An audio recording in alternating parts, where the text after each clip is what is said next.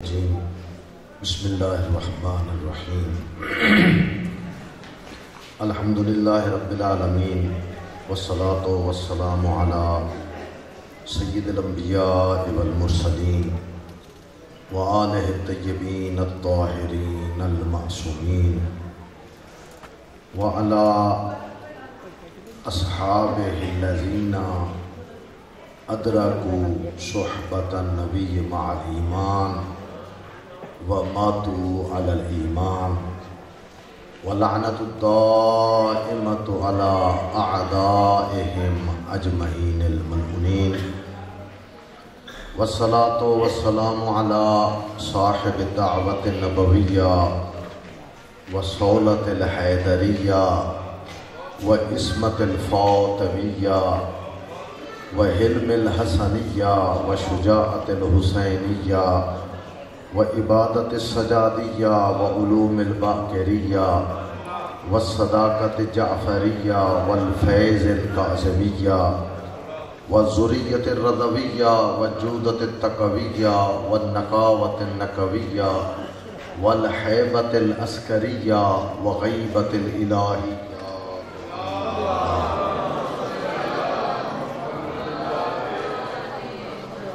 اما بعد فاعوذ باللہ من الشیطان الرجیم بسم اللہ الرحمن الرحیم من یعمل مثقال ذرۃ خیرا یرہ وقال رسول اللہ صلی اللہ علیہ وآلہ وسلم من لم یعرف امام زمانہ مات میتۃ الجاہلیہ. صلوات پڑھ لیجیے کہ بلند آواز سے.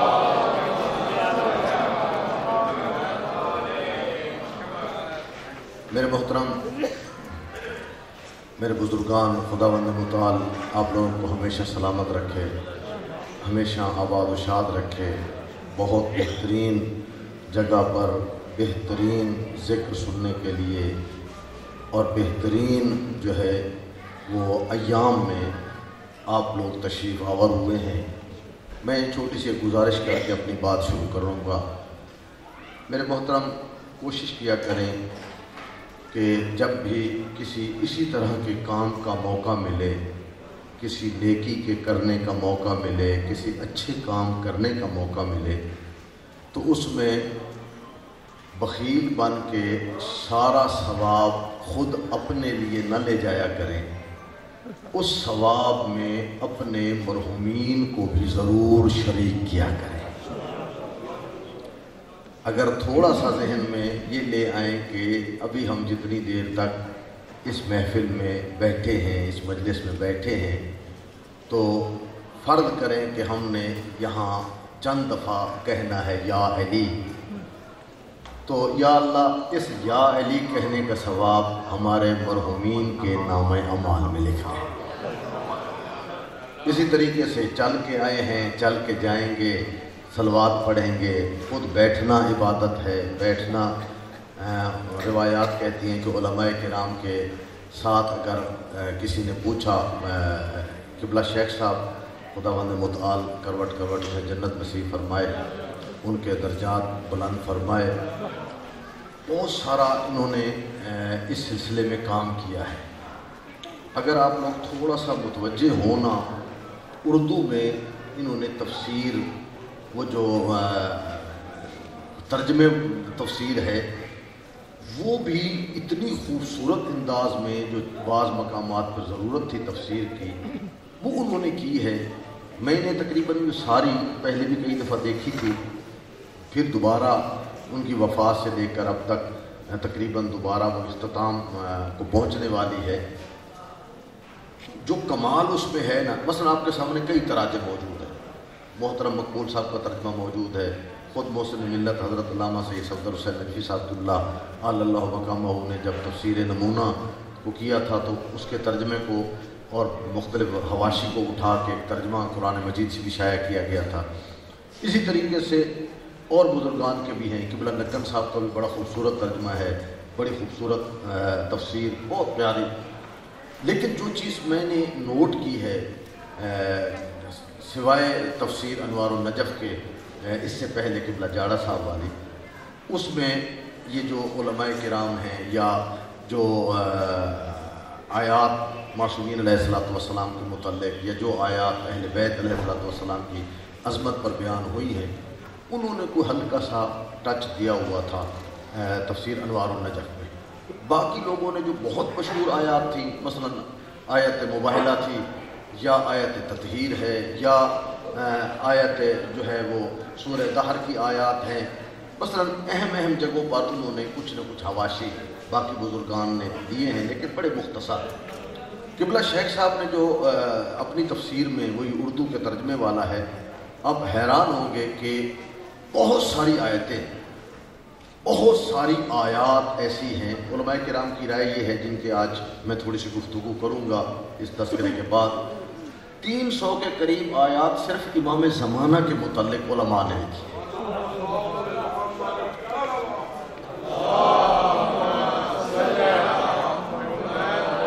اور میں نے قبلہ شیخ صاحب کا حوالے سے جب ان کی تفسیر کو دیکھا ان آیات کے حوالے سے، تو بہت زیادہ آیات میں انہوں نے ہنٹس دیے، ان کے نیچے روایت لکھی، کہیں کنز المال کی روایت، کہیں کسی اور چیز کی، کہ جس سے مشخص ہو گیا کہ یہ آیات جو ہیں یہ امام زمانہ۔ آج تک ہم نے زیادہ سے زیادہ سنا ہوا تھا جو امیر المومنین کے لیے بہت زیادہ آیات آئی ہیں، قرآن فی العلی کے عنوان سے بھی کتابیں لکھی گئی، البتہ امام زمانہ کے حوالے سے بھی کتابیں موجود ہیں جو قرآنیات کے حوالے سے۔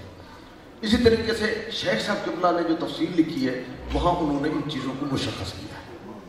دوسرا ان کا یہ ہے کہ کوئی بھی آیت ایسی نہیں ہے جس میں اہل بیت کی عظمت کی کوئی بات کی گئی ہو اور شیخ صاحب نے نیچے کوئی روایت نقل نہ کی یا اس کا حوالہ نہ دیا۔ تو بالخصوص ہم طالب علموں کے لیے بہت بڑا سرمایہ ہے، جنہوں نے کل گفتگو کرنی ہے یا آپ لوگوں کو آ کے مختلف جو ہے وہ تقاریر انہوں نے کرنی ہے، تو ان کے لیے ایک بہت بڑا سرمایہ ہے، البتہ جو اردو میں ہے۔ تیسری خصوصیت جو قبلہ صاحب کے اسی تفسیر کے حوالے سے اگر دیکھا جائے، آپ کو جتنی تفسیروں کے میں نے پہلے نام لیے ہیں، ضرورت نہیں ہے میں دوبارہ تکرار کروں، بہت کم ایسا ہے کہ سائنٹیفک سائنسدانوں اور مختلف افراد کی آراء اگر کسی چیز کے متعلق تھی اور وہ قرآن مجید کی آیات کے موافق تھی یا مخالف تھی، تو ہمارے باقی جتنے بھی مترجمین تھے یا بزرگان تھے، بہت کم جگہ پر انہوں نے اس بات کا اشارہ کیا ہے۔ تو ان کا اگر آپ پڑھیں گے تو شاید ہر تیسرے صفحے میں آپ کو کوئی نہ کوئی حوالہ ایسا نظر آئے جو غیر مسلم کتابوں کے کو مد نظر رکھ کر انہوں نے اس کو مرتب کیا ہے اور وہ ہمارے سامنے آیا ہے۔ تو لہذا یہ چیزیں آسانی سے نہیں ہوتی، ان چیزوں کے لیے نہ جانے کہاں کہاں تک زحمت کرنی پڑتی ہے، کہاں کہاں تک چیزوں کو دیکھنا پڑتا ہے۔ اسی طریقے سے خود ان کی جو سب سے پہلی کتاب انہوں نے لکھی تھی نا نجف میں جا کے، نجف میں شاید آپ لوگوں کے علم میں ہو کہ وہ کتاب سب سے پہلے ولایت امیر المؤمنین پر لکھی گئی تھی۔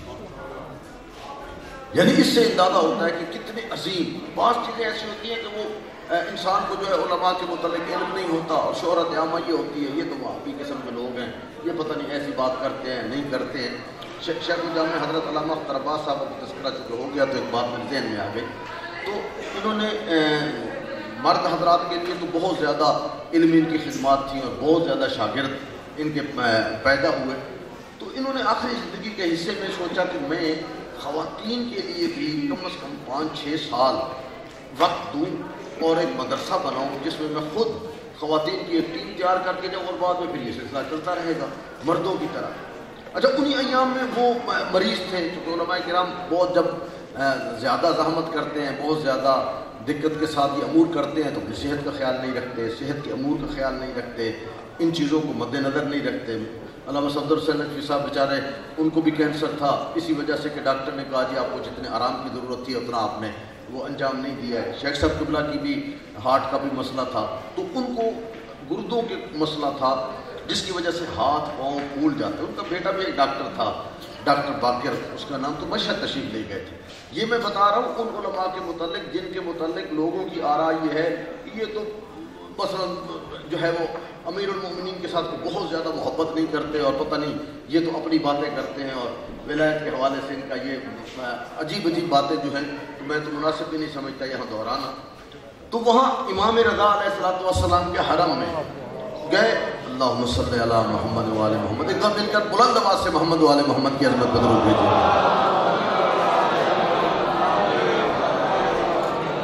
یہ روایت بھی قبلہ شیخ صاحب نے لکھی ہے، اسی درود کے حوالے سے میں عرض کر دوں تو آپ کو اندازہ ہوگا، انہوں نے اپنی کتاب میں، کہ جب آپ درود بھیجتے ہیں نا تو اللہ تبارک و تعالی فرشتوں کی 7 صفیں جو ایک صف 1,00,000 افراد پر موجود ہوتی ہے، ان سے کہتا ہے کہ چونکہ انہوں نے مجھ پہ اور محمد و آل محمد پہ درود بھیجا ہے، اب آپ کی ذمہ داری ہے آپ اس آدمی پر درود بھیجیں۔ تو اپنے مرحومین کو ذہن میں رکھ کر ان کی بلندی درجات کے لیے ایک دفعہ مل کر بلند آواز سے محمد و آل محمد کی عظمت پہ درود بھیجیں۔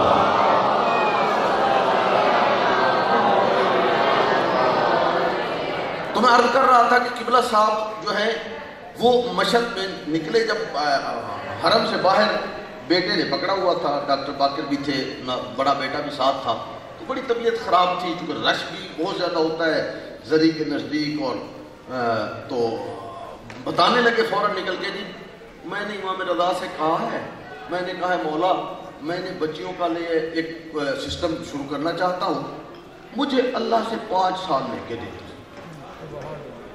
مجھے اللہ سے 5 سال لے کے دے دے تو میں انشاءاللہ یہ سلسلہ کر لوں۔ ڈاکٹر باقر جو تھا وہ کہنے لگا بابا اپنے پاؤں تو دیکھیں اتنے سوج گئے ہیں، کیونکہ گردے والوں کو میرے خیال میں کوئی پاؤں یا ہاتھ وغیرہ سوجتے زیادہ ہے، سوج گئے ہیں، آپ دعا کریں گھر پہنچ جائیں، پاکستان پہنچ جائیں۔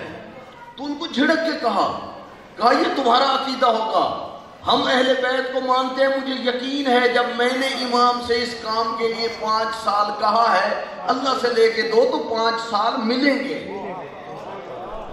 محمد والے محمد راتر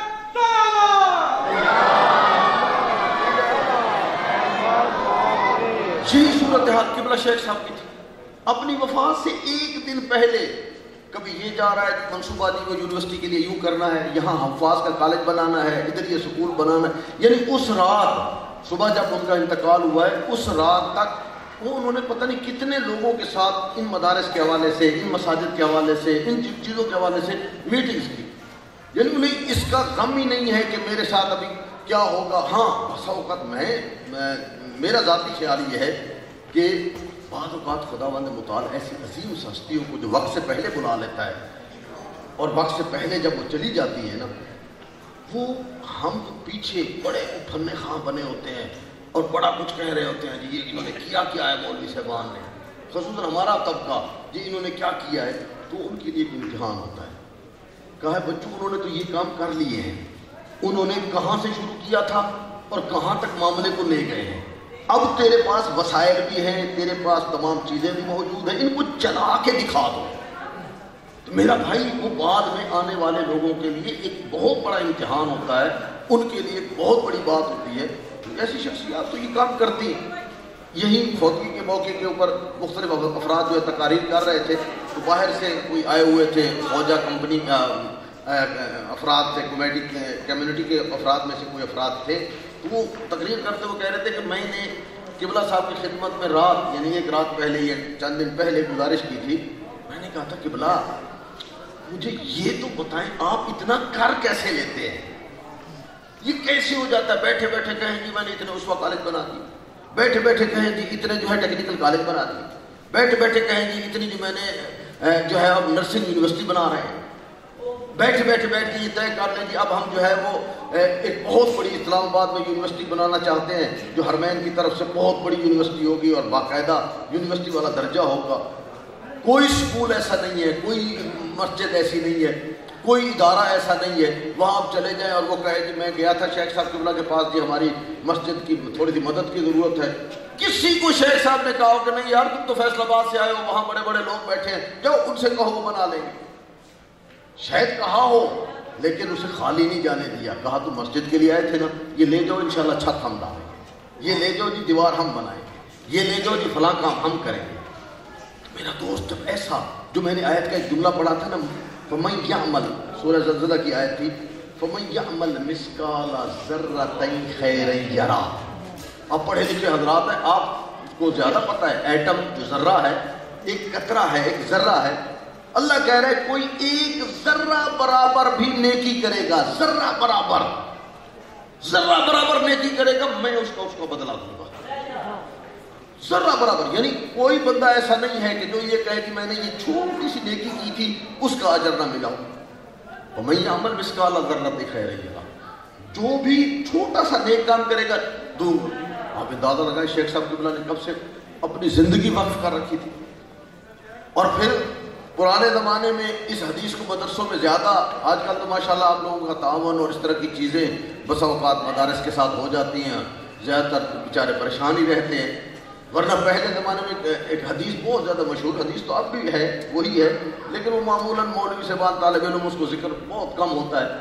العلم فی الجوع، علم ہے بھوک میں. پیٹ بھر کے سونا ہوتا ہے، نیند کرنی ہوتی ہے، ریسٹ کرنا ہوتا ہے، لیکن علم کا تعلق تو شیخ صاحب کی وہ زندگی جو خوشاب مدرسے میں انہوں نے گزاری ہے، دارالعلوم جعفریہ کربلا خوشاب میں.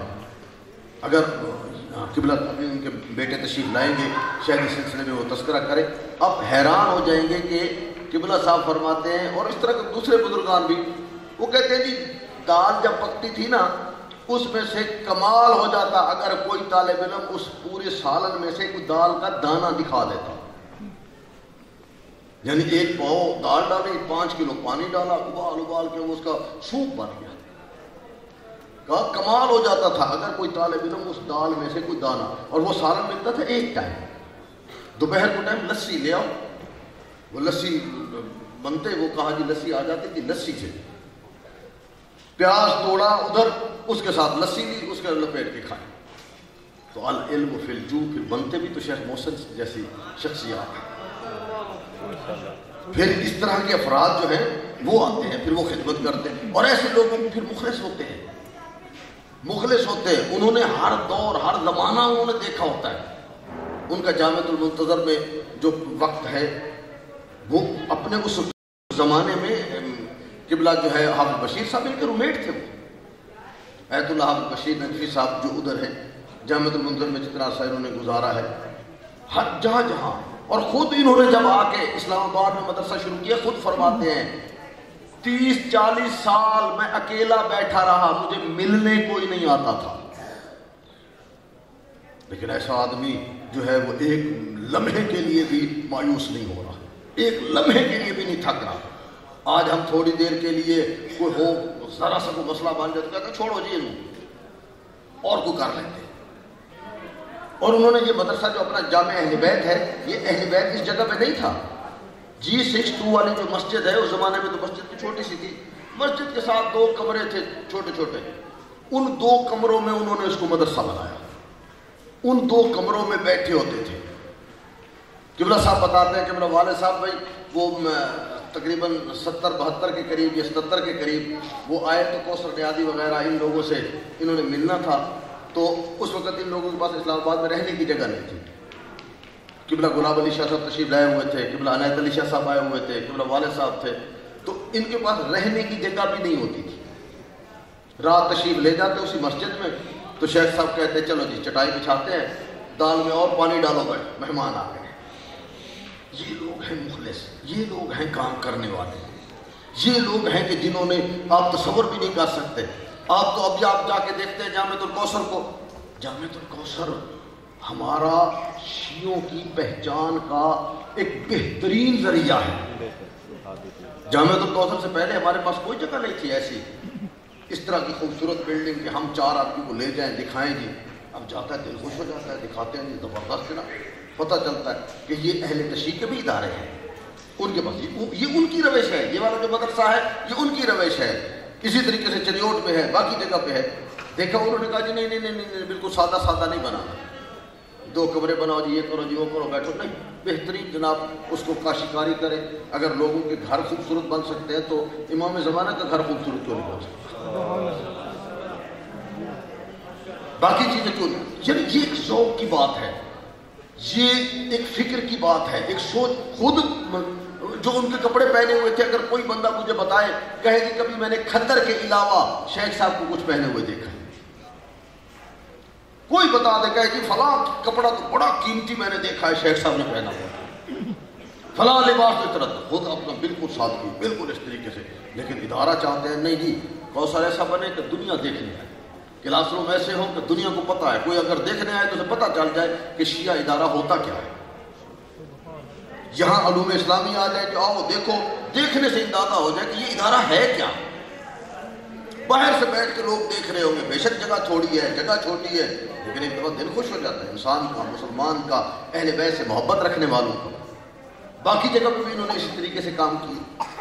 شیخ صاحب قبلہ کی ان کاموں کے علاوہ بہت زیادہ گہری نگاہ تھی آپ لوگوں پر، عوام الناس پر، آپ کے عقائد پر۔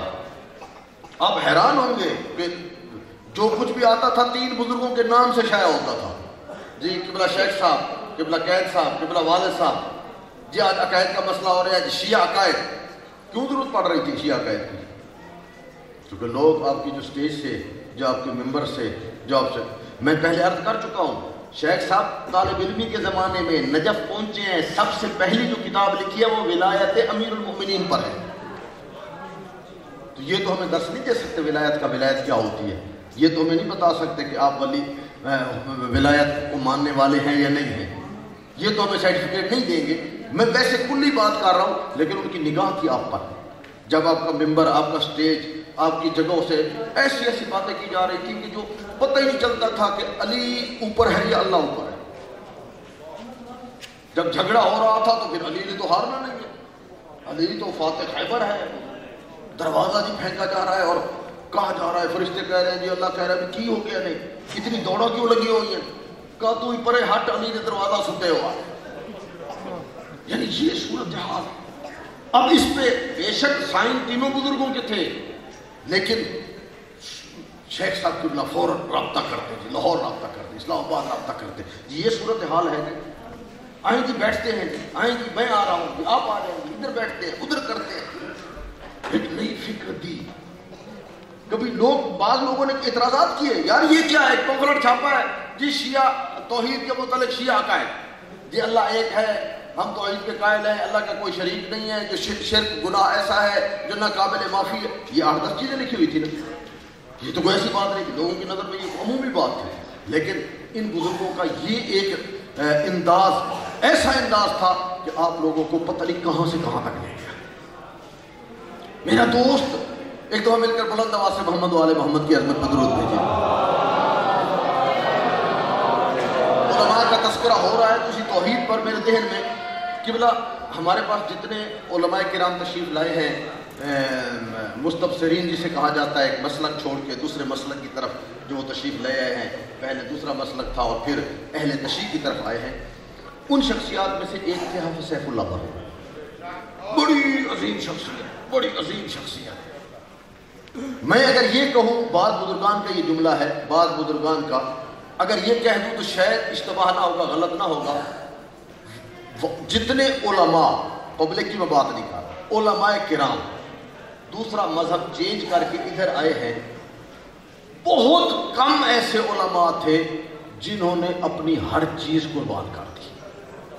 باقی جو آئے ہیں نا، کسی نے تقریریں کی، نعرے لگائے، یہ کیا، آپ نے فیسیں دے دی، کوئی کنڈی اڑا رہا ہے، کوئی گنڈا پھنسا رہا ہے، کوئی کیا کر رہا ہے، عجیب عجیب، یعنی ہمارے یعنی ویسی شرم ہے کہ ہم بیٹھ کے یہاں اس طرح کی چیزیں تذکرہ کریں، کچھ طرح سے، ٹھیک ہے، اب بات چلے بھی گئے ہیں، یعنی ہر بندے نے کچھ نہ کچھ طریقہ اختیار کیا ہے کہ وہ جو ہے کمائی کا ذریعہ بن گیا۔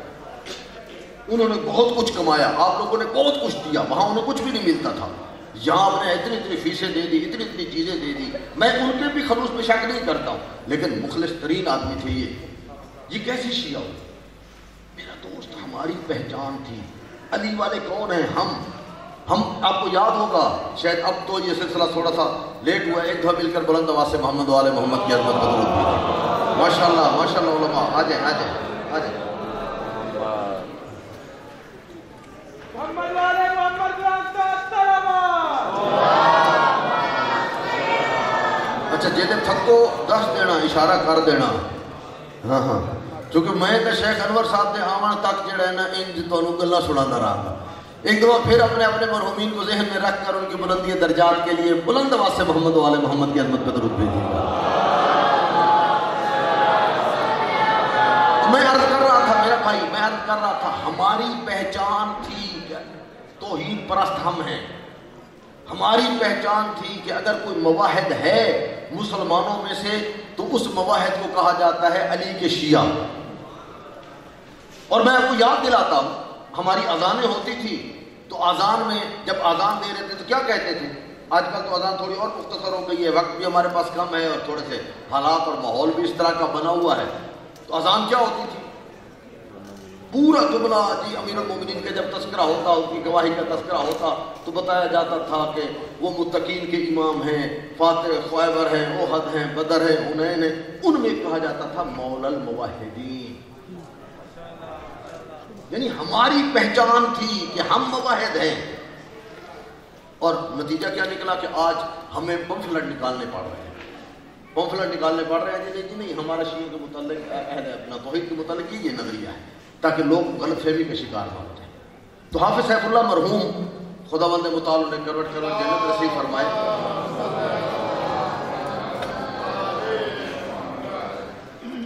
یہ بالکل آپ کے نزدیک نوشیرہ فرقہ ہے ادھر، وہاں کے رہائشی تھے۔ تو انہوں نے یہ خاندانی طور پر جس طرح ہمارا خاندان ہے، قبلہ غلام علی شاہ صاحب کا خاندان ہے اور بہت سارے اس طرح کے خاندان ہیں جو نسل بعد نسل جیل بعد جیل علماء علماء علماء علماء چلے آ رہے ہیں۔ تو مرحوم حافظ سیف اللہ صاحب کے والد صاحب بھی عالم دین تھے، دیوبند سے پڑھے ہوئے تھے، دادا بھی عالم دین تھے، ان کے بھائی مولانا امان اللہ صاحب بعد میں جامع منظر کے مدرس بھی رہے، وہ بھی عالم دین تھے اور رشتہ دار بھی۔ تو ان کا سارا خاندان علماء سے بھرا ہوا تھا، دیوبند کے بڑے مضبوط ترین علماء۔ نوشیرہ فرقہ میں انہوں نے پابندی لگا دی۔ یہ دیکھیں ٹرننگ پوائنٹ کہاں آ گیا، کہاں سے آدمی کہاں تک پہنچ گیا۔ پابندی لگائی اس سال محرم آپ لوگ نہیں کر سکتے۔ کیوں نہیں کر سکتے؟ بات وہی جو آج والی ہے، دلیل وہی جو آج والی ہے۔ کیوں نہیں کر سکتے؟ اس لیے نہیں کر سکتے کہ آپ لوگ شرک کرتے ہیں، اس لیے نہیں کر سکتے کہ آپ لوگ مجلس پڑھنے کے لیے آتے ہو تو توہین کر جاتے ہیں، اس لیے نہیں کر سکتے، یعنی اعتراضات یہ۔ اچھا اتفاق ایسا ہے کہ جو لوگ نوشیرہ فرقہ کو جانتے ہیں، یہ حافظ آباد گجرانوالہ کے ساتھ علاقہ ہے، وہاں یہ لوگ کمزور تھے، جو مومنین تھے، کمزور بمعنی اقتصادی حوالے سے کوئی مضبوط نہیں تھے، مزدور اس طرح کا طبقہ تھا۔ تو حافظ صاحب وغیرہ یہ تو خود وہاں سے خاندانی طور پر بھی عالم چلے آ رہے تھے اور پھر بڑے بڑے مضبوط لوگوں کے ساتھ ان کا رابطہ تھا۔ تو انہوں نے کہا کہ نہیں ہونے دیں گے بہت۔ مومنین گئے جی، انہوں نے کہا جی حافظ صاحب ہماری بات نہیں سنتے۔ ایک نمبردار سے جا کے ملے، کہا جی مہربانی کرو تو حافظ صاحب کو تیار کرو، ہم شیعہ حضرات محرم کے بغیر تو مر جائیں، محرم ہمارے لیے ضروری ہے، محرم ہم نہیں چھوڑ سکتے، ہر صورت میں ہم محرم سنیں گے۔ آپ ان سے کہیں کہ وہ ضرور جو ہے نا ہمیں اجازت دیں۔ نمبردار صاحب گئے، انہوں نے پھر اس کو مسئلے کا حل نکالا۔ انہوں نے کہا جی اجازت دیں، وہ بیچارے کہتے ہیں مر جائیں گے، کہتے مرتے مرن دیں، یہ غلط پڑھتے ہیں، یہ اس طرح کرتے ہیں، میں اجازت نہیں دیتا۔ تو نمبردار کے ذہن میں ایک بڑی تجویز ہے، جس تجویز نے حافظ سیف اللہ صاحب کو ولایت اہل بیت کے دروازے پہ لا کے چھوڑا۔ ان کی تجویز کیا آئی؟ وہ تجویز یہ ہوئی، نمبردار صاحب نے کہا جی مسئلہ صرف پڑھائی کا ہے نا، کہ ان کے پڑھنے والے آدمی غلط پڑھتے ہیں، تو اس سال آپ محرم پڑھیں، آپ محرم پڑھیں، میں ان کو بھی راضی کرتا ہوں، ان کا بھی مسئلہ حل ہو جائے گا۔ وہ کہتا ہے کہ مجلس ہونی چاہیے، کوئی بھی پڑھے۔ آپ کہتے ہیں کہ مجلس جو ہے وہ لوگ غلط پڑھتے ہیں، تو آپ تو غلط نہیں پڑھیں گے، ٹھیک پڑھیں گے۔ حافظ سیف اللہ کہتے ہیں جی میں نے اسے کہا صبح سوچ کے بتاؤں گا، رات میں سو نہیں سکا، میں نے کہا میں کیا منہ دکھاؤں گا سرور کائنات کو کہ جب میں کسی صحابی کا کوئی دن منانا ہوتا ہے تو بھاگ بھاگ کے ہم بنا رہے ہیں، تو حسین کو میں نے رسول کا صحابی بھی نہیں سمجھا، تڑپ کے رہ گیا۔ صبح پھر میں نے اس کو بلایا، نمبردار کو کہ کہو ان کو کہ میں پڑھوں گا محرم اس سال، اور محرم بھی ان کے امام باڑے میں نہیں ہوگا، ہماری مسجد میں ہوگا، ہمارے لوگ بھی سنیں گے، محرم ادھر میں پڑھوں گا۔ تو پھر صبح کہا جی وہ یہ جو پڑھتے ہیں شیعہ وغیرہ وہ کتاب شتاب ڈھونڈ کے لے آؤں، بھئی میں محرم سے پڑھوں تو کیسے، میں کیا پڑھوں بھائی، مجھے تو معلومات نہیں ہے۔ تو وہ نمبردار نے آ کے بتایا ان کو، تو یہاں وسط پورے میں یہ مسجد حائری ہے، علامہ حائری ادھر تھے، علامہ حائری وہاں پہنچ گئے۔ یہ بعد میں علامہ حائری کا جو گھر تھا یہ جامع منظر بھی بنا کچھ عرصے کے لیے، 1954 سے کچھ عرصہ تک۔ تو وہاں آ گئے علامہ حیری کے پاس. انہیں بتایا کہ سنی عالم دین ہے, بہت بڑا خاندانی طور پر وہ علماء دیوبند کے ساتھ تعلق رکھتے ہیں, یہ واقعہ ہو گیا ہے. تو وہ کہتے ہیں کوئی کتاب دیں. تو ہم نے کہا ہم اپنی طرف سے کوئی مجلس کی کتاب دیں یا مقتل کی کتاب دیں, تو ہم آپ کے پاس آئے جی آپ ہمیں بتائیں. انہوں نے کہا میں کتاب دیتا ہوں. اصول کافی آغا کلینی کی اصول کافی اٹھا کے دیتی. کہا یہ لے جاؤ جا کے دو حافظ سیف اللہ صاحب کو, کہو یہ ہماری کتاب ہے, یہاں سے مجلس پڑھیں, اس سے گفتگو کریں. اچھا, اصول کافی کا پہلا چیپٹر جو ہے وہ ہے باب توحید. توحید میں کہہ رہا تھا ہماری پہچان توحید تھی, وہ ہے باب توحید. جب یہ چیپٹر سامنے آیا نا, ہر روز وہ پڑھتے قال الباقر, قال الصادق, قال علی, قال حسن, قال حسین.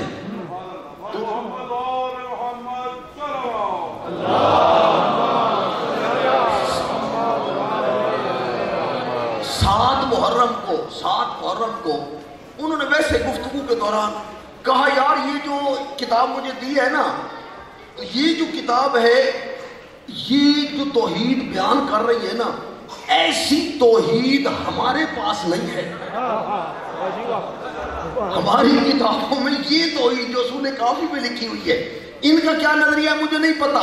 یہ جو غریب لوگ ہیں جن کو میں مجلس نہیں کرنے دے رہا تھا, جتنے مواحد, جتنی بہترین توحید یہ ہے اصول کافی والی, ایسی توحید نہیں ہے. اچھا, 10ویں والے دن مجلس ختم ہوگی, محرم ختم ہو گیا, تو انہوں نے کہا میری بات سن لو, میں ایک بات کہنا چاہتا ہوں. اور وہ بات کیا ہے, یہ جو حدیثیں میں نے آپ کے سامنے بیان کی ہیں توحید والی, اگر ان حدیثوں کو ماننے والے کو شیعہ کہا جاتا ہے تو میں سیف اللہ شیعہ ہوں. اللہ اکبر, یا رسول اللہ, یعنی اتنی بات ہوئی.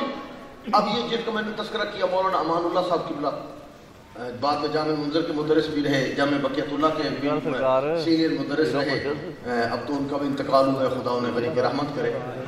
انہوں نے گھر سے اتنا بڑا چھرا اٹھایا, بھائی کو قتل کرنے نکل حافظ سیف اللہ صاحب کے پاس. اس نے کہا کیوں ہے کہ جناب اگر ان کو ماننے والا شیعہ ہوتا ہے تو میں بھی شیعہ ہوں. جی بائیکاٹ بھی رہا, معلومات تو آپ کو ہے.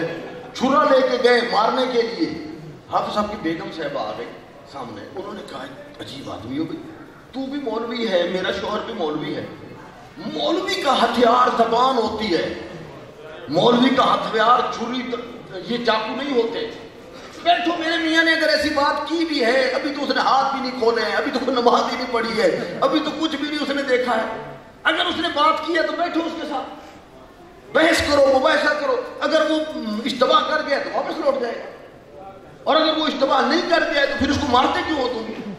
اس کے ساتھ بیٹھو. دونوں بھائی بیٹھے 3 دن تک, دونوں بھائیوں میں بحث ہوتی رہی. لوگ پریشان, پتہ نہیں اب جی پتہ نہیں امان اللہ صاحب نے مار دیا ہے, یہاں پہ سیف اللہ نے مار دیا ہے, پتہ نہیں کیا ہو گیا کیا نہیں ہوا. جب تیسرا دن ہوا, مولانا امان اللہ صاحب آئے, کہا ابھی ظہر کا ٹائم ہے, میں مسجد میں آج اذان میں دوں گا. جب امان اللہ صاحب مسجد میں پہنچے, اشہد ان محمد رسول اللہ کے بعد فرمایا اشہد ان علی ولی اللہ.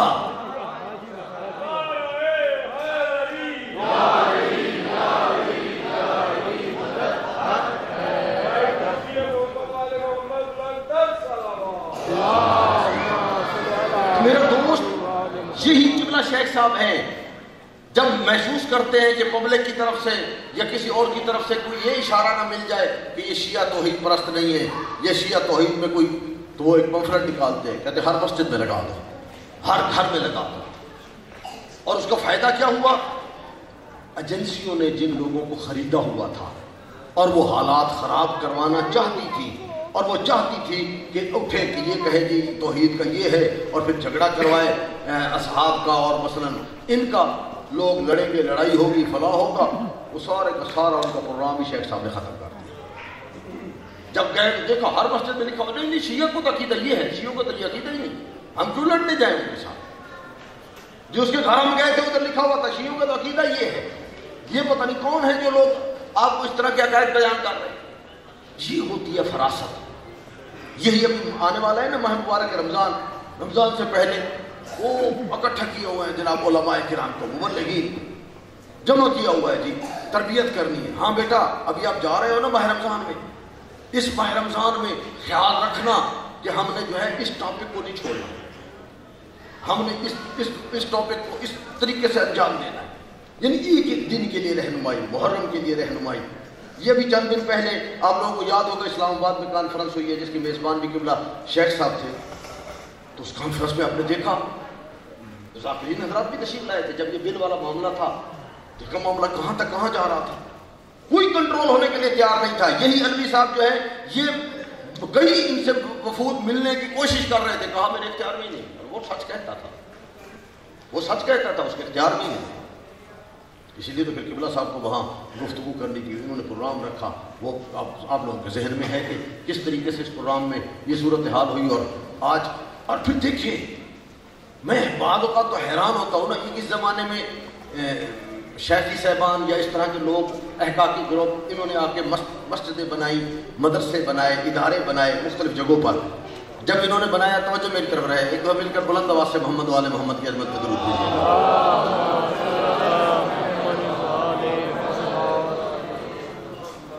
تو اس زمانے میں بزرگان سے جب علماء کرام سے کہا گیا نا جی وہ کیا کر رہے ہیں جی، وہ دیکھو انہوں نے جی جوڑ اور کلا میں مدرسہ بنا دیا، انہوں نے ملتان میں بنا دیا، جہلم میں بنا دیا، فلاں جگہ میں بنا دیا، لوگوں کے عقائد خراب ہو جائیں گے، لوگوں کا پتہ نہیں کیا کچھ ہو جائے گا، یہ بیڑا غرق کر کے رکھ دیں گے. آج یہ محسن ملت ہماری رہنمائی کر رہے تھے. اس زمانے میں محسن ملت علامہ صفدر حسین صاحب تھے. انہوں نے کہا کیوں پریشان ہوتے ہو، یہ آپ کے لیے بنا کے چھوڑ کے چلے جائیں گے. چونکہ ان کا ایجنڈا یہی ہے کہ تھوڑی دیر یہ کرے شرارت، ان کے پاس تو نہ بندے ہیں نہ اس طرح کے کام کرنے کے لیے کوئی چیز ہے. نتیجہ یہی نکلا آج جہلم میں بھی مدرسہ ہے تو آپ کے علماء چلا رہے ہیں. ابھی تک تختی ان کی لگی ہوئی ہے، احقاقی گروپ کی اتنی بڑی تختی لگی ہوئی ہے، اس کے اوپر وہ ان کے نظریات بھی لکھے ہوئے ہیں، ان کی باتیں بھی لکھی ہوئی ہیں. اسی طریقے سے جوڑا کا مدرسہ، اسی طریقے سے ملتان کا مدرسہ، اسی طریقے سے باقی جگہ. تو قبلہ صاحب کا بھی رائے یہی تھی، قبلہ شیخ صاحب کی، کہ پریشان ہونے کی ضرورت نہیں ہے. اور میں کہتا ہوں حیران ہوں میں، آپ دیکھیں جو بل تھا ہمارا بل والا معاملہ، اس میں آپ حیران ہو جائیں گے جن لوگوں نے پیش کیا تھا، جو اکڑ اکڑ کے سامنے آ رہے تھے، جو اس پہ نعرے لگا رہے تھے، جو ان پہ باقی امور چیزیں انجام دے رہے تھے، ایک آدمی بھی اسمبلی میں نہیں پہنچا. ان میں سے کوئی نہ کوئی گروپ، نہ تائید کنندہ، نہ تائید دینے والا، نہ تائید لینے والا. مگر نہ یہ مسئلہ پھر دوبارہ کھڑا ہو سکتا تھا. تو جو قوانین جو علماء اپنا ہے وکلا ہے، ان کی رائے یہ تھی کہ اگر یہی چترالی صاحب دوبارہ جیت کے آ جاتے ہیں اور وہ پھر دوبارہ اسی مسئلے کو اٹھاتے ہیں تو پھر زیرو سے شروع نہیں کرنا پڑے گا، پھر صرف جو ہے وہ سینٹ تک معاملہ چلا جائے گا. اللہ نے ایسا برباد کیا کہ وہ زیرو سے بھی معاملہ نہیں چلا. اب حالات بھی بدل گئے. تو یہ فراست کس کی تھی؟ قبلہ شیخ صاحب. یہ عظمت کس کی تھی؟ قبلہ شیخ صاحب کی. تو میرا دوست، میرا بھائی، بس میں مختصر کرتا ہوں، 2-3-4 جملے میں امام زمانہ کی صرف 2 باتیں تاکہ عنوان بن جائے. آج سب سے اہم ترین بات، بڑی توجہ کے ساتھ سنیے گا. ایک لفظ سنتے ہیں جو میں نے ابھی حدیث بھی پڑھی ہے، من لم یعرف امام زمانہ ہی. اچھا یہ معرفت کیا ہے؟ یہ جو ہم نے کہا جی جو معرفت نہیں رکھتا وہ جاہلیت کی موت مر گیا. اچھا ہم لوگ کیا کرتے ہیں، بڑی توجہ میرے ساتھ، ہم لوگ کیا کرتے ہیں، ہم معرفت کہہ دیتے ہیں علم. علم اور معرفت آپس میں ایسا مکس کر جاتے ہیں کہ جو علم ہے، مثلا علم کیا ہے، مولا امام حسن عسکری کے بیٹے ہیں، نرجس خاتون کے بیٹے ہیں. بسم اللہ بسم اللہ جملہ بسم اللہ.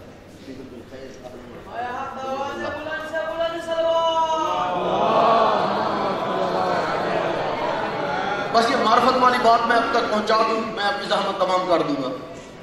میرا دوست علم اور چیز کا نام ہے، اور یہ جو جاہلیت کی موت سے بچنے والا ہے وہ کون ہے؟ عارف. وہ کون ہے؟ معرفت رکھنے والا.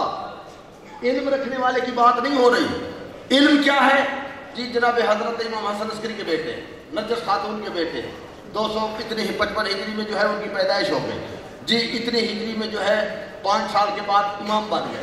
پھر 68 سال یا 69 سال کے لیے جو ہے غیبت صغریٰ. یہ علم ہے، یہ علم ہے، اسے علم کہتے ہیں. یہ معرفت نہیں ہے. علم رکھنے کی وجہ سے، علم میرے اور آپ کی نسبت وہ عیسائی پڑھا رہے ہیں یونیورسٹیوں میں، اس ٹائم یورپ کی یونیورسٹیوں میں آپ کے پنجتن پاک پر، معصومیت پر لوگ پی ایچ ڈی کر رہے ہیں، تو معلومات ان کی بھی ہم سے زیادہ ہیں. کیا وہ ماتا میتتن جاہلیہ سے نکل جائیں گے؟ چونکہ ہم نے سوچا ہوا ہے کہ امام کا ہمیں معرفت کا مطلب یہ ہے کہ آپ کو پہچان ہو جائے کہ اگر کوئی لائق احترام ہے، لائق تعظیم ہے تو یہ ہستی ہے. یہ آپ کا دل گواہی دیجیے. کیسے گواہی دے گا؟ یہی وجہ ہے کہ آپ کو توحید اپنا فروع دین میں تو کہا گیا ہے کہ جناب آپ تقلید کرو. پوچھو مولوی صاحب سے نماز کیسے پڑھنی ہے، پوچھو میری نماز میں اگر یہ شک ہو جائے تو میں نے کیا کرنا ہے. لیکن اصول دین میں نہیں کہا تقلید کرو. اصول دین میں کہا اللہ نے تجھے صاحب عقل بنایا ہے، اشرف المخلوقات بنایا ہے، تیرے اپنے پاس دلیل ہونی چاہیے. اصول دین کے لیے اجازت نہیں ہے. سرور کائنات نے بھی جب یہ اصول دین کا فرمایا نا، بس ایک واقعہ اسی پہ بات ختم. میں تھوڑی سی معرفت کی وضاحت کر دوں گا تو میری بات ختم ہو جائے گی. وقت بھی شاید زیادہ ہو رہا ہے اور مولانا انور صاحب بھی الظاہر پہنچ گئے ہیں. تو امام نے فرمایا، جو سرور کائنات نے فرمایا، جی وہ میرے صحابیوں، اللہ کہتا ہے جی توحید، یہ جو معاملے ہیں نا اصول دین والے، اس میں تقلید نہیں ہو سکتی. اس میں آپ یہ نہیں کہہ سکتے مجھے سرور کائنات نے بتایا ہے اور میں ایسے کر رہا ہوں. اصول دین میں تقلید نہیں ہوگی، فروع دین میں تقلید ہوتی ہے. تو اصول دین میں ہر کوئی اپنی اپنی دلیل ڈھونڈ کے لائے. تو جاؤ سارے کل مجھے آ کے بتانا اپنی طرف سے اللہ کے وجود کی دلیل کیا ہے، بڑی توجہ کے ساتھ. جاؤ. ڈھیر سارے بندے پڑھے لکھے بھی تھے، جاننے والے بھی تھے، سمجھنے والے بھی تھے، فہم والے بھی تھے، فراست والے بھی تھے. کچھ میری طرح کے بھی تھے. بندے تو ہر طرح کے ہوتے ہیں. تو بیچارے تھکے ہارے جناب پہنچے. وہ ریگستان طے کرتے، صحرا طے کرتے، پہاڑیوں پہ چڑھتے، پہاڑیوں پہ اترتے. کیونکہ پہاڑیوں پہ چڑھنا اترنا تو ان کا مشغلہ ہے. تو جب بھی کوئی مشکل آتی ہے تو سب سے پہلے بھی پہاڑی پہ چڑھتے ہیں، سب سے پہلے پہاڑی سے اترتے بھی ہیں. تو بہرحال پہنچ گئے ادھر. جب پہنچے تو کیا دیکھا جناب، ایک عورت ہے بڑھیا، چرخا کاٹ رہی ہے. یہ چرخا کاٹ رہی ہے. تو اس نے کہا مجھے لگتا ہے تھکے ہارے ہوئے آئے ہو تو نبی کے صحابی لگتے ہو. خیر تو کہا رسول اللہ نے بھیجا ہے کہ توحید کی جو ہے وہ دلیل ڈھونڈ کے لاؤ اللہ کے وجود کی. تو کہا یہ میرا چرخا دلیل ہے، میں اس کو چلاتی ہوں تو یہ چلتا ہے، یہ روکتی ہوں تو رکتا ہے. اتنی بڑی کائنات کا نظام کیسے چل سکتا ہے کہ کوئی چلانے والا ہو نہ ہو اور پھر بھی چلتا رہے. ایک دفعہ مل کر بلند آواز سے محمد والے محمد کی حضرت.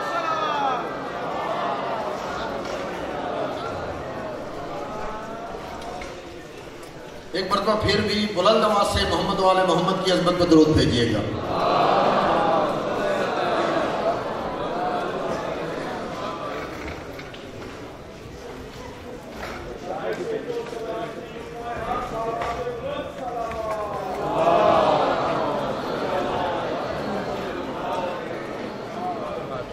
ایک مرتبہ پھر قبلہ شیخ صاحب کو ذہن میں رکھ کر ان کی بلندی درجات کے لیے بلند آواز سے محمد والے محمد کی عظمت پہ درود بھیجیے گا. بسم اللہ قبلہ، بسم اللہ قبلہ.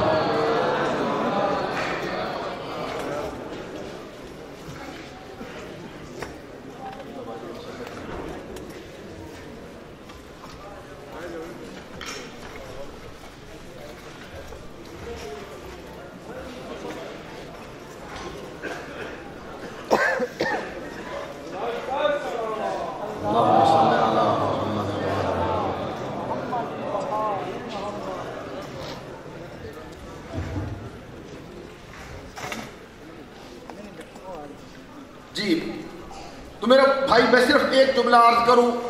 میرے بھائی تشریف لے آئے ہیں. خداوند متعال جو ہے ان کا سایہ تادیر جو ہے اس ملت پر ہمارے سروں پر قائم رکھے اور ان کی اپنی دینی خدمات کو اپنی بارگاہ میں قبول فرمائے. انشاءاللہ قبلہ شیخ صاحب کے خداوند متعال درجات بلند فرمائے. بس آخری بات ختم ہو گئی. تو معرفت اور چیز ہوتی ہے اور علم اور چیز ہوتا ہے. ہم معمولاً کیا کرتے ہیں، اسی علم کا نام ہم رکھ دیتے ہیں یہ معرفت ہے. علم بالکل اور ہے، معرفت بالکل اور ہے. اچھا مجھے یہ بتائیں کہ معرفت کرنے کے لیے ہمیں علماء حکماء نے، منطقیوں نے، مختلف افراد نے مختلف نظریات بیان کیے. میں سادہ لفظوں میں بتانا چاہتا ہوں. مجھے یہ بتائیں، یہ بزرگ ہیں، سفید ریش ہے، میں ان سے پوچھوں جوانی کیا ہوتی ہے جو بڑے زبردست طریقے سے بیان کریں گے کہ جوانی کیا ہوتی ہے. کیوں؟ چونکہ وہ اس کمال سے گزر کے آ چکے ہیں، اب آگے جا چکے ہیں، انہیں پتہ چلے گا، یہ بتا سکیں گے. لیکن اگر ایک نوجوان سے میں پوچھوں میں آغا صاحب ابھی آپ نے امامہ صاحب پہ رکھنا ہے بیٹا، مجھے بتاؤ بڑھاپا کیا ہوتا ہے، یہ بیان کر سکیں گے؟ نہیں. بیان کرنے والے جب تک اس کمال تک نہیں پہنچے گا اس کمال کو بیان نہیں کر سکتا. اس کمال تک اگر پہنچ گیا پھر وہ اس کمال کو بیان کر سکتا ہے. ہاں جو اس کمال سے نچلے والے کمالات حاصل کر چکا ہے وہ اسے پوچھو جی جوانی کیا ہے بتائے گا، اسے کہو جی 50 سال کی زندگی کیسی گزری ہے بتائے گا، اسے پوچھا جائے جی. لیکن جوان آدمی سے بڑھاپے کا پوچھا جائے نہیں بتا سکے. بے شک اس نے گھر میں باپ کو دیکھا ہے میرا باپ بوڑھا ہے، دادے کو دیکھا ہے میرا دادا بوڑھا ہے. کیوں؟ چونکہ کمال کو بیان کرنے کے لیے ضروری ہے کہ اس کے اندر اتنا کمال پیدا ہو جائے کہ اس کمال کو پیش کر سکے. بوڑھا بوڑھے ہونے کی وضاحت کر سکتا ہے. اچھا جب یہ بات سمجھ آ گئی، اب کہا گیا جب تک معرفت نہیں ہوگی جاہلیت کی موت مر جاؤ گے. معرفت کن کی نہیں ہوگی؟ جو کمال مطلق ہیں. معرفت ہے ائمہ کی. ائمہ کہاں ہے؟ وہ آخری درجے پر، کمال کی انتہا پر. ان کو حاصل کس نے کرنا ہے؟ کس کو کہا جا رہا ہے کہ امام کی معرفت حاصل کر لو؟ مجھے کہا جا رہا ہے جس کا درجہ بالکل نیچے ہے. میری مثال ایسی ہے جس طرح میں جوان ہوں، کہا جائے کہ آپ بڑھاپے کا بتاؤ، میں کیا بتاؤں گا؟ مجھے کہا جا رہا ہے کہ آپ امام کی معرفت حاصل کرو، تو میں کمال کو بیان کیسے کر سکتا ہوں، اس کی معرفت حاصل کیسے کر سکتا ہوں؟ میرے اندر کوئی ایسی چیز ہو. اور ادھر حدیث بھی موجود ہے، من لم یعرف امام زمان ہی مات میتۃ الجاہلیہ، جو نہیں پہچانے گا جاہلیت کی موت مرا. بھائی کمال کو میں کیسے پہچانوں، کمال تک میں کیسے جاؤں؟ قبلہ علی نقی نکن صاحب قبلہ انہوں نے کتابچہ لکھا ہے اسی معرفت کے ٹاپک پر. ان کا ایک جملہ میں کہتا ہوں انشاءاللہ بات سمجھ آ جائے گی اور میری بات بھی ختم ہو جائے گی. وہ کہتے ہیں وجہ ہے وہ ہے کمال مطلق، وہ ہے بحر، وہ ہے سمندر، اور ہماری حیثیت سوئی کے نکے کے برابر ہے. وہ سوئی جس کے اندر دھاگا جاتا ہے. اچھا اس سوئی کو قبلہ نکن صاحب کہتے ہیں اگر اس سوئی کو سمندر میں پھینکا جائے، سمندر تو سوئی کے اندر نہیں سموئے گا، لیکن جتنا ظرف ہے اتنا سمندر تو آ جائے گا. بھئی تیرا ظرف کتنا ہے؟ جتنا ظرف ہے اتنی تو تجھے امام کی معرفت ہو جائے گی. تو اتنی ہی کافی ہے جاہلیت کی موت سے بچنے کے لیے. والسلام علیکم ورحمۃ اللہ وبرکاتہ.